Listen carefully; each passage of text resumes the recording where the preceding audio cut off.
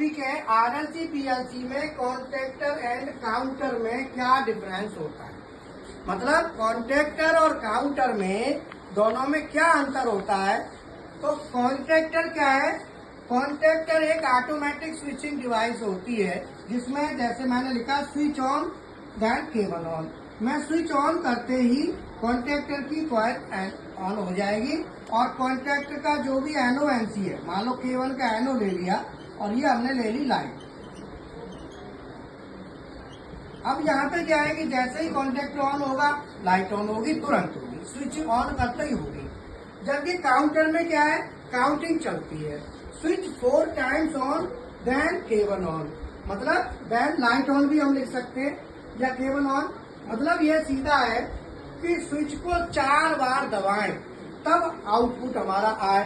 तो कॉन्ट्रैक्टर में क्या है, आउटपुट तुरंत आ रहा है, स्विच ऑन करते ही आ रहा है। यहाँ पे काउंटिंग चलती है तो switch 4 times on then cable on, switch को 4 बार ऑन करने के बाद केबल ऑन होगा, मतलब कॉइल। तो इसके लिए हमने क्या लगाया, काउंटर। तो स्विच को पहली बार दबाया तो काउंटर का नंबर दे दिया C1, सेट वैल्यू भर दी हमने कितनी, 4। एक्चुअल में वैल्यू चलेगी तो पहली बार दबाएंगे तो यहाँ 1 आएगा, दोबारा दबाएंगे तो यहाँ पे 2 आएगा, तीसरी बार दबाएंगे तो 3 आएगा और चौथी बार दबाएंगे तो 4 आएगा। जैसे ये दोनों वैल्यू आपस में बराबर होंगी तो C1 का जो एनओ है वो क्या बन जाएगा, NC। जैसे ही एनओ क्या बना, NC बनेगा, वैसे ही केबल हमारा ऑन हो जाएगा, वैसे ही केबल ऑन हो जाएगा, कॉन्टैक्ट हमारा ऑन हो जाएगा।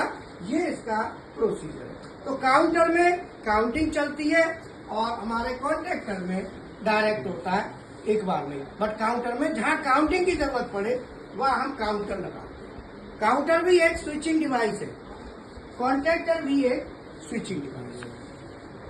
ठीक है, हमें आगे जो है ना एक्सरसाइज देता हूँ थोड़ा, नए स्टूडेंट समझना साथ में जितना हो सके। बाकी पुराना भी कराता हूँ, फिर नए को क्लास में जाके नए स्टूडेंट